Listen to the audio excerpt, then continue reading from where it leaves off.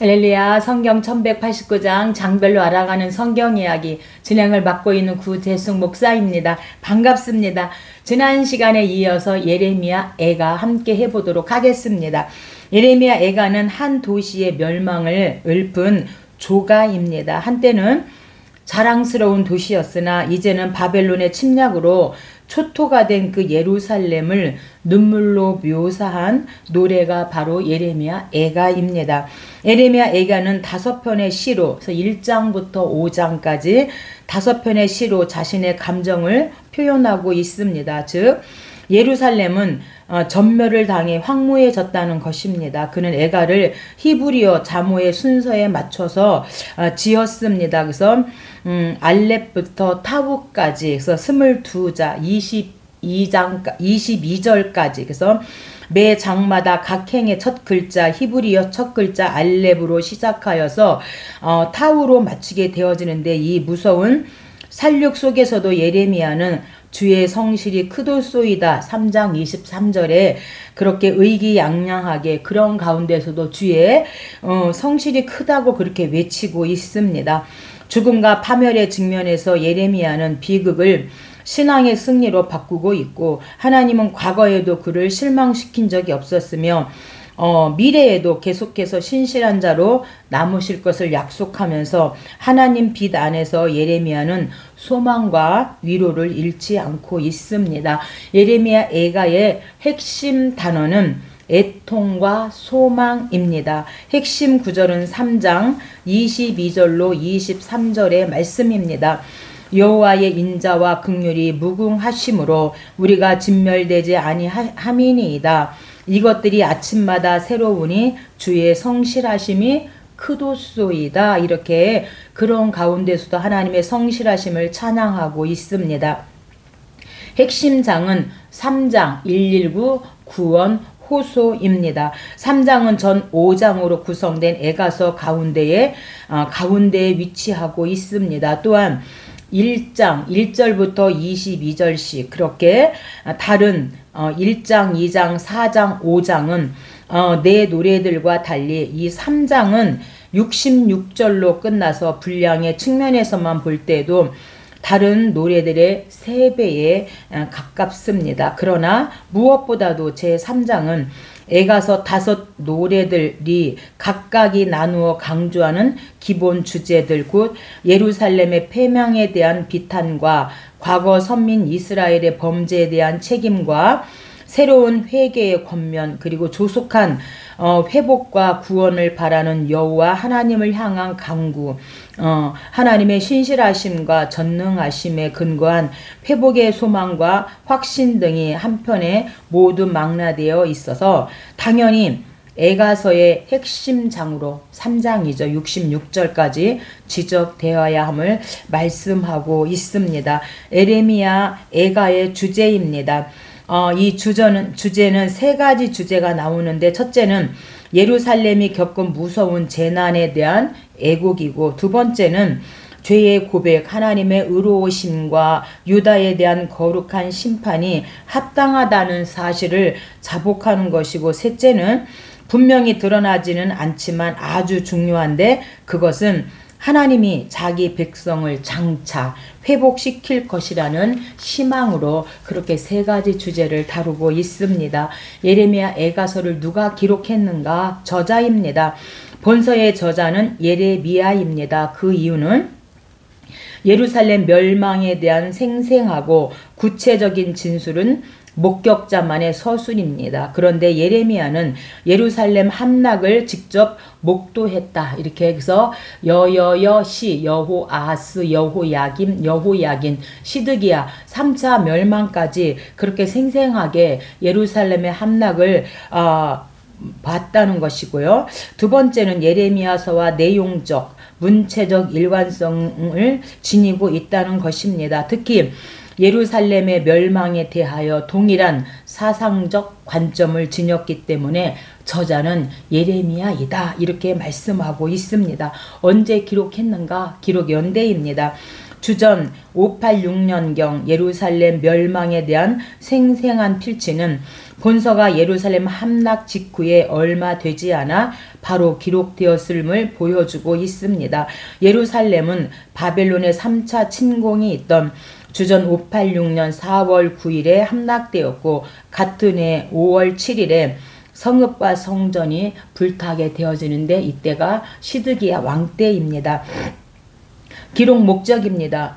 기록 목적은 예루살렘의 멸망에 대해 깊은 슬픔과 비통을 표현하기 위해서, 또한 예루살렘의 멸망이 죄악에 대한 하나님의 공의로운 심판이었음을 깨우치기 위해서, 그리고 예루살렘의 철저한 멸망을 통해서 죄악의 가증함을 일깨워 백성들을 회개토록 하기 위해서 기록하였고, 진정한 회개가 있을 때 언약에 신실하신 하나님의 은혜로 인해 다시금 회복될 수 있다는 새 소망을 심어주기 위해서 기록하였습니다. 그렇다면 예레미야 애가에서 어떻게 그리스도를 볼 수 있는가?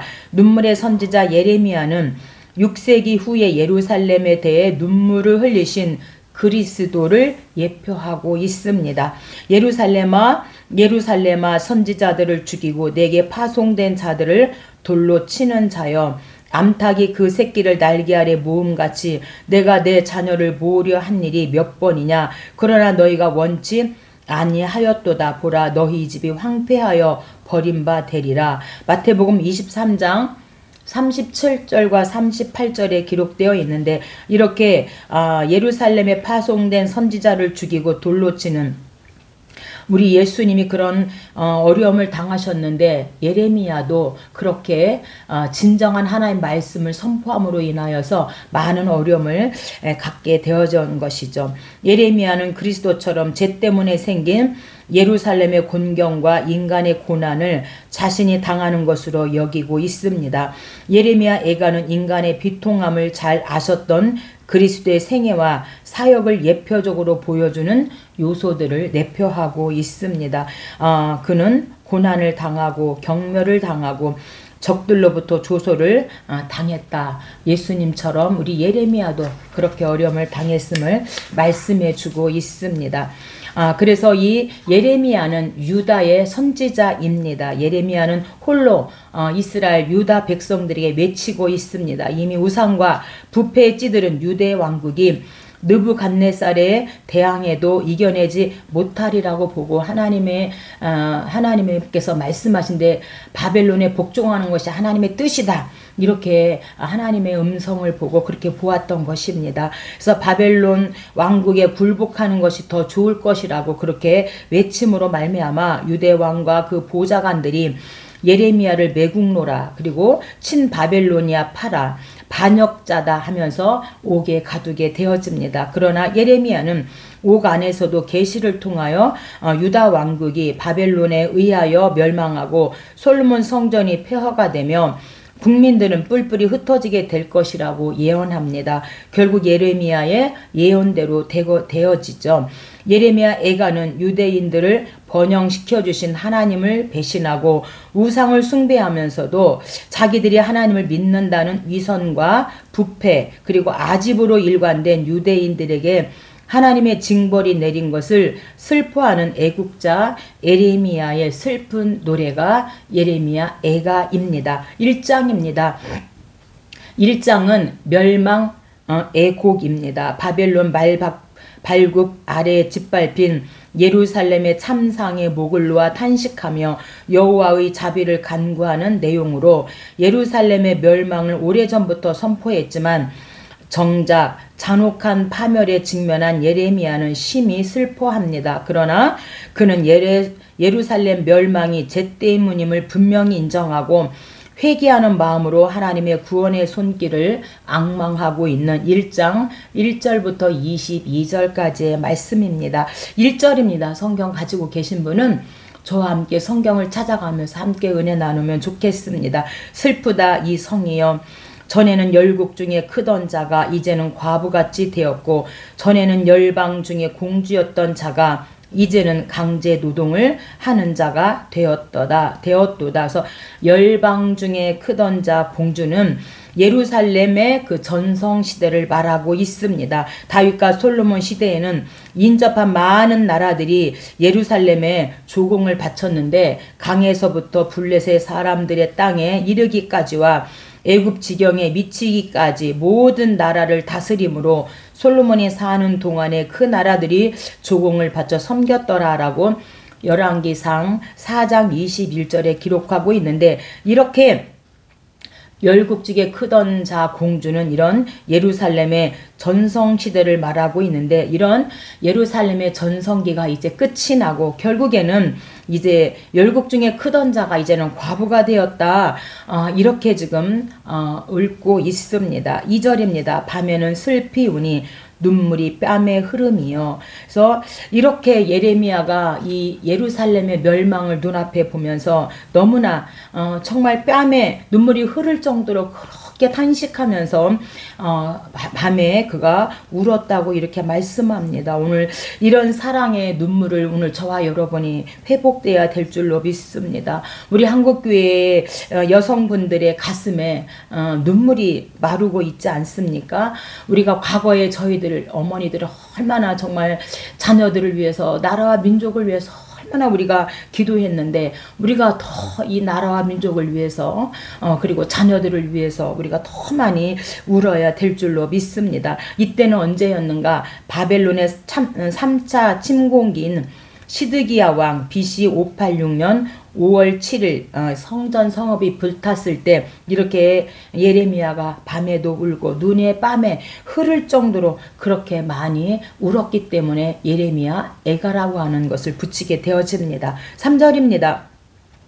유다는 환난과 많은 고난 가운데서 사로잡혀 갔도다. 그가 열국 가운데 거주하면서 쉴 곳을 얻지 못하며 시온의 도로들이 슬퍼하며 절기를 지키려 나아가는 사람이 없도다. 그래서 시온의 도로가 슬퍼한다는 것은 모든 유다의 남자들은 3대 절기, 그래서 출애굽기 23장 무맥수, 무교절, 맥주절, 수장절, 신명기 16장 유칠초, 유월절, 칠칠절, 초실절, 초막절, 이렇게 반드시 유다의 남자라면 3대 절기를 때가 되면 지켜야 되는데 반드시 예루살렘 성전으로 가서 제사를 드려야 합니다. 그런데 이제는 아무도 성전으로 올라오는 사람이 없음을 이렇게 시온의 도로들이 슬퍼한다 이렇게 표현하고 있는 것입니다.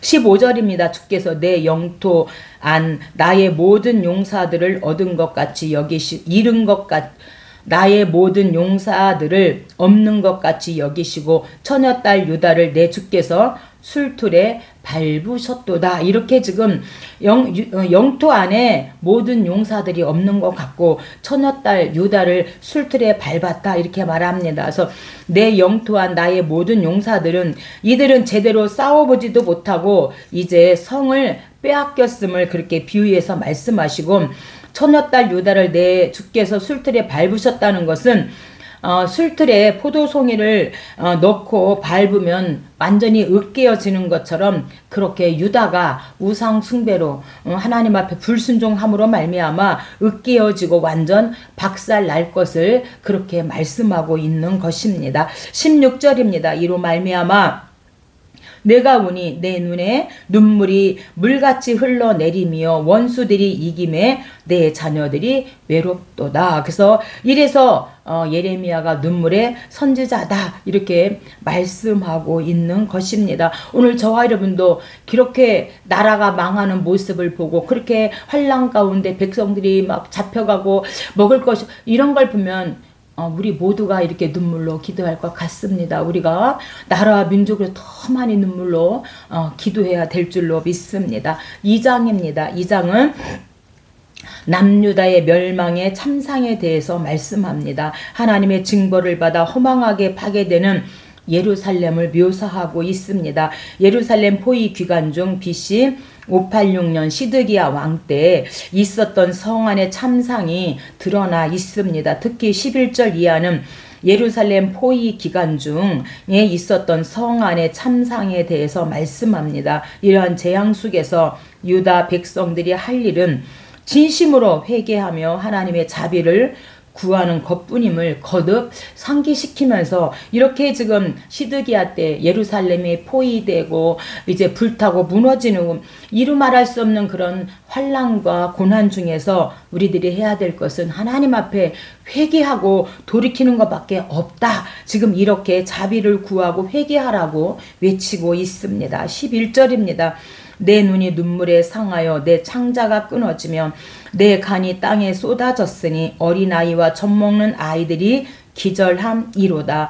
간이 창자가 끊어지도록 간이 땅에 쏟아지도록 그 예루살렘의 참상을 보면서 예레미야가 이렇게 울었다.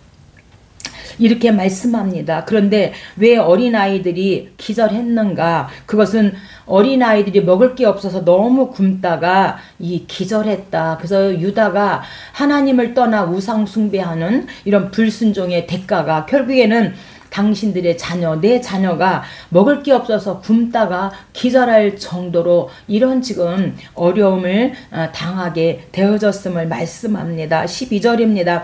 그들이 성읍 길거리에서 상한 자처럼 기절하여 그의 어머니들의 품에서 혼이 떠날 때에 어머니들에게 이르기를 곡식과 포도주가 어디 있느냐 하도다. 곡식과 포도주가 어디 있으니까 죽어가면서 자녀들이 어머니 품에서 이렇게 말하는 것은 어린 아이들이 어머니 품에서 굶주려 죽어가면서 어머니에게 먹을 것을 달라고 하는 말이 곡식과 포도주가 어디 있느냐 이렇게 말했으니 예루살렘의 그 참상은 이루 말할 수 없는 이런 참상입니다. 그런데 더 나아가 20절 여인들이 어찌 자기 열매 곧 그뒤 낳은 아이들을 먹으며 제사장들과 선지자들이 어찌 주의 성소에서 죽음을 당하오리까. 그래서 아이들을 오히려 그 아이가 배가 고파서 죽었는데 그 부모가 그 아이를 먹는다는 겁니다. 고대에는 성읍이 적군의 손에 여러 해 동안 포위되어서 양식이 고갈되었을 때 자주 이런 일들, 그러니까 자기 아이를 잡아서 삶아서 끓여서 그렇게 먹는 일들이 자행되었다고 합니다. 21절 늙은이와 젊은이가 다 길바닥에 엎드려 젖싸우며 내 처녀들과 내 청년들이 칼에 쓰러졌나이다. 주의 진노의 날에 죽이시되 긍휼히 여기지 아니하시고 도륙하셨나이다. 그래서 유다 예루살렘의 참상에 대해서 말씀하고 있는데 계속해서 이사야 선지자부터 말라기에 이르기까지 계속해서 회개하라 회개하라 빨리 우상에서 돌이켜서 하나님 앞에 바로 서라고 이사야도 그리고 예레미야도 계속해서 12편의 설교를 통하여 유다 멸망 5분 전이니 빨리 회개하고 하나님께 돌아와라. 돌아온다면 하나님께서 그 뜻을 돌이키실 수도 있다. 이렇게 외쳤음에도 불구하고 이들이 하나님 앞에 회개하지 않았다는 겁니다. 그러므로 말미암아 하나님께서도 이제 내가 이 유다를 긍휼히 여기지 않겠다. 지금 이렇게 하나님께서도 말씀하고 있습니다. 22절입니다. 여호와께서 진노하시는 날에는 피하거나 남는 자가 없나이다. 그래서 하나님의 진노의 결과가 모두에게 적용되었고 예외가 하나도 없다는 이런 표현으로 피하거나 남는 자가 없다. 그래서 수많이 하나님께서 기회를 주면서 회개하라 그렇게 말씀했음에도 불구하고 이들이 회개하지 않았다는 거예요. 우리가 신명기에 보면은 신명기는 모세가 죽기 2달 전에 1차, 2차, 3차 고별 설교를 2세대들에게 합니다. 너희들이 가나안 땅에 들어가서 복을 받았을 때 절대로 그 복을 주신 분이 하나님이니 하나님을 잊지 말라. 잊지 말라 하나님. 하나님의 그 은혜를 잊지 말라. 복 주신 분이 하나님이지 우상이 아니라고 수없이 2세대들에게 그렇게 하나님께서 모세를 통하여 외쳤음에도 불구하고 나중에는 이들이 이 복은 풍요의 신이 우리에게 복 준 것이지 하나님이 아니다. 이렇게 오해하고 하나님 앞에 이들이 우상 숭배하고 하나님 앞에 회개하지 않았다고 하는 사실입니다. 3장입니다. 3장은 하나님 도와주세요. 우리를 구원해 주세요. 119 구원 호소입니다. 1장, 2장, 4장, 5장은 1절부터 22절까지 알파벳 그 순서에 따라서 가지만 이 3장은 66절까지 있습니다. 예레미야는 자신이 태어난 하나님의 말씀을 듣지 않고 오히려 자신을 핍박한 유다 백성의 고통을 자신의 것으로 동일시하고 있습니다. 여기서 우리는 일신상의 유익과 인기보다는 선민 공동체의 유익만을 위해서 노심초사했던 참 선지자의 면모 예레미야를 발견하게 되어집니다. 한편 예레미야는 이 고난이 하나님의 사랑의 채찍임을 깨닫게 되어집니다. 1절입니다. 여호와의 분노의 배로 말미암아 고난 당하는 자가 나로다. 고난 당하는 자는 나로다라는 것은 예레미야가 개인을 가리키지만 백성 전체의 아픔을 어깨에 짊어지고 하나님과 마주하는 선지자의 중보적 그런 부르짖음 119 도와주세요라고 하는 그런 기도입니다. 4절입니다. 나의 살과 가죽을 쇠하게 하시며 나의 뼈들을 꺾으셨고 고통과 수고를 쌓아 나를 애우셨으며 나로 쓴 것들로 배불리시고 수고로 취하게 하셨으며 조약돌로 내 이들을 꺾으시고 재로 나를 덮으셨도다. 얼마나 우리가 여호야김 1차 바벨론 침공에서 잡혀가고 2차는 여호야긴 2차 바벨론에서 잡혀가고 시드기야 때 3차 바벨론의 침공을 당하면서 이제 이 예루살렘에는 남은 것이 없다고 하는 사실입니다. 그래서 하나님께서 조약들로 내 일을 꺾으시고 재로 나를 덮으셨다는 것은 하나님께서 떡 대신에 작은 돌멩이를 음식으로 주어서 유다 백성들의 일을 부러뜨렸다는 그런 상징적인 단어입니다. 하나님께서 먹을 것을 거두시니까 이제 돌이 섞인 그런 음식을 먹다가 이가 부러지게 되었다 이렇게 말씀합니다. 오늘 저와 여러분도 정말로 나라와 민족을 위해서 지금 시국이 시끄러울 때 더 많이 우리가 눈물로 기도하면 좋겠습니다. 55절입니다. 여호와여 내가 심히 깊은 구덩이에서 주의 이름을 불렀나이다. 그래서 119 구원 호소이지요. 심히 깊은 구덩이는 예레미야가 갇혔던 시대들의 그런 진흙구덩이 예레미야 38장 6절이죠. 2차적으로는 바벨론 통치하에 그 유다를 가리키기도 합니다. 바벨론 통치하에 식민지 생활하니까 얼마나 힘이 들겠습니까? 56절 주께서 이미 나의 음성을 들으셨사오니 탄식과 부르짖음에 귀를 가리지 마옵소서. 그래서 이렇게 하나님 우리를 구원해 주세요 하나님 앞에 호소하며 119 기도하고 있습니다. 4장입니다. 4장은 예루살렘의 멸망 원인이 무엇인가? 제사장과 선지자의 타락이다. 멸망 원인을 제사장과 선지자에서 찾습니다. 우리가 이사야 28장도 제사장 선지자 타락이고 호세아 4장도 북이스라엘의 죄가 무엇인가 제사장들이 바로 가르치지 않은 제사장 죄에 대해서 말하고 말라기 1장도 제사장 죄에 대해서 말씀하고 있는데 오늘 남유다의 멸망 원인도 제사장과 선지자가 타락하고 그래서 백성들이 그 말씀대로 살지 못한 원인이다 이렇게 말씀합니다.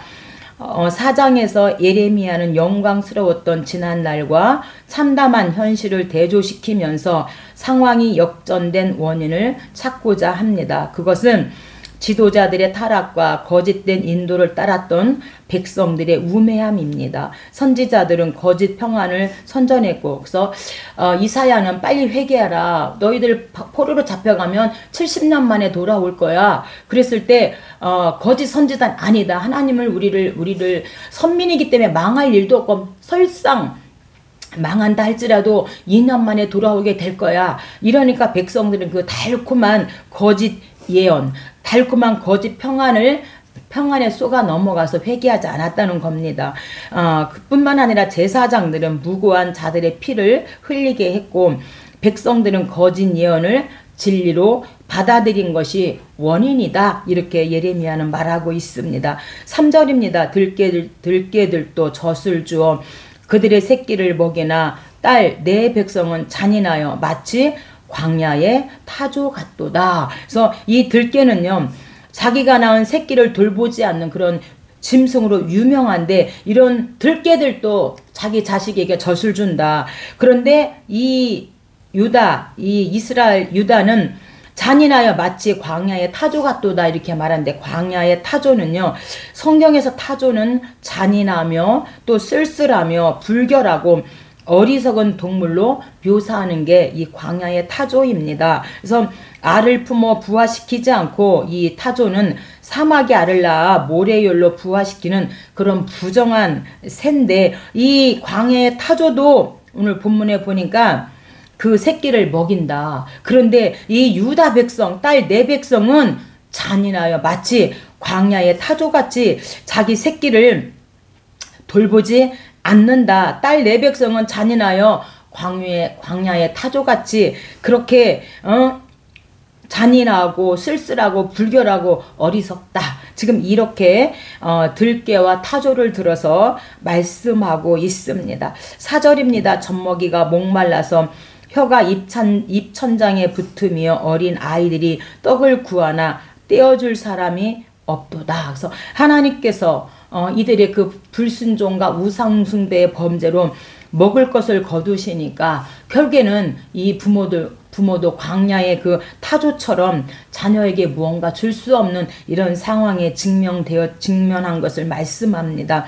11절입니다. 여호와께서 분을 내시며 맹렬한 진노를 쏟으시며 시온에 불을 지르사 그 터를 사르셨도다. 그래서 예루살렘 멸망이죠. 시드기야 BC 586년에 이제 성이 포위되고 예루살렘 그 다음에 불타고 그 성이 무너지는 것이 이들이 회개하지 않았기 때문에 하나님 앞에 돌아오지 않았기 때문에 하나님께서 참다 이제 분을 내시고 맹렬한 진노를 쏟으셨다. 12절 대적과 원수가 예루살렘 성문으로 들어갈 줄을 세상의 모든 왕들과 천하 모든 백성은 믿지 못하였도다. 그의 선지자들의 죄들과 제사장들의 죄악들 때문이니 그들이 성읍 안에서 의인들의 피를 흘렸도다. 이렇게 말씀합니다. 그래서 선지자들과 제사장들의 죄는 무엇인가? 선지자들의 죄란 다가오는 하나님의 진노를 평화로 바꾸어서 거짓으로 말한 거예요. 그래서 백성들을 속였다는 거죠. 예레미야는 70년 동안 포로 생활을 할 거야 이렇게 외쳤지만 이 거짓 선지자들은 평안을 외치면서 선민이기 때문에 절대 하나님 우리를 그렇게 하지 않는다. 설상가상 포로로 잡혀간다 할지도 2년 만에 돌아올 거야. 이렇게 다가오는 하나님의 진노를 평화로 바꾸어서 거짓으로 말한 이것 때문에 백성들이 회개하지 않았고 안일주의에 머물렀다는 겁니다. 또한 제사장들의 죄는 무엇인가? 주어진 권한을 휘둘러서 남용했다는 것입니다. 그래서 이 본문에서는 거짓과 권력이 연합하여서 무고한 자의 피를 흘린 일을 지적하고 있습니다. 오늘 저부터 시작해서 우리의 목회자들이 하나님 앞에서 바로 서서 바로 알고 바로 믿고 바로 전해야 될 이런 사명이 오늘 모두에게 있는 줄로 믿습니다. 마지막 5장입니다. 5장은 회복 기도입니다. 예레미야 애가를 마무리 지으면서 예레미야는 유다의 참상을 다시 한번 열거하고 있습니다. 그리고 유다의 파멸이 죄악으로 인한 하나님의 징벌임을 고백하면서 회개하는 마음으로 하나님의 자비를 호소합니다. 우리를 주께로 돌이키소서. 그리하시면 우리가 주께로 돌아가겠사오니 라는 다짐은 결코 포기할 수 없는 굳건한 믿음을 보여주고 있습니다. 1절입니다. 여호와여 우리가 당한 것을 기억하시고 우리가 받은 치욕을 살펴보옵소서. 10절 굶주림의 열기로 말미암아 우리의 피부가 아궁이처럼 검으니이다. 대적들이 시온에서 부녀들을 유다 각 성읍에서 처녀들을 욕보였나이다. 그래서 굶주림의 열기는 그래서 피부가 아궁이처럼 검었는데 오늘 저와 여러분 말씀의 굶주림을 느끼십니까? 오늘 저와 여러분 이 세대는 말씀의 그 굶주림의 열기를 갖고 정말 이 말씀을 가까이 하고 하나님을 기쁘시게 하는 삶이 무엇인가를 우리가 말씀 속에서 찾아야 될 줄로 믿습니다. 19절입니다. 여호와여 주의 보좌는 대대에 이르나이다. 그래서 이스라엘을 통치하는 바벨론도 주의 통치 영역에 속하여 있다는 하나님의 주권 가운데 있다는 그런 뜻을 내포하고 있습니다. 20절 주께서 어찌하여 우리를 영원히 잊으시오며 우리를 이같이 오래 버리시나이까.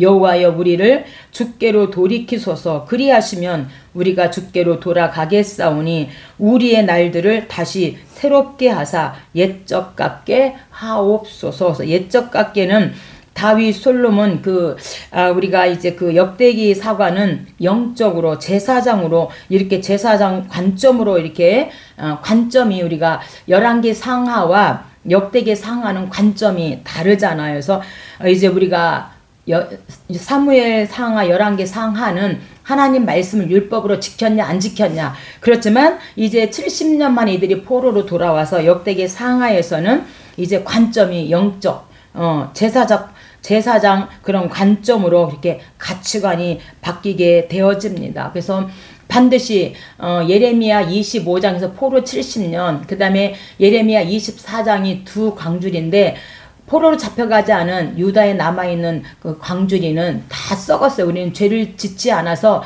포로로 잡혀가지 않았어요. 회개하지 않았다는 거고, 포로로 잡혀간 이 백성들은 그제서야 하나님 앞에 회개합니다. 그래서 포로로 잡혀간 그 광주리, 무화과 광주리를 봤더니 거기는 아주 잘 정말 다듬어진 그런 무화과로 그렇게 있는 거예요. 오늘 저와 여러분, 정말로 우리가 육신의 삶으로 갈 때는 우리가 막 보여지는 것을 가지고 말하지만 이제 영적 관점, 제사장적 관점으로 보여지면 이제 그 문제 속에서 그 환경에서 하나님의 뜻을, 하나님의 의도를 우리가 보게 되어진다는 겁니다. 전에는 우리가 정말 육적으로 육의 눈으로만 볼 때는 왜 나에게는 문제가 있지? 하지만 이제 깨닫고 지나고 봤더니 이런 70년의 포로가 지나고 봤더니 아하, 하나님의 의도가 있었고 하나님의 섭리가 계셨구나. 이렇게 우리의 관점이 영적으로 볼 수 있는 눈이 열려진다 이렇게 말하고 있습니다. 오늘 예레미야 애가를 통해서 예레미야가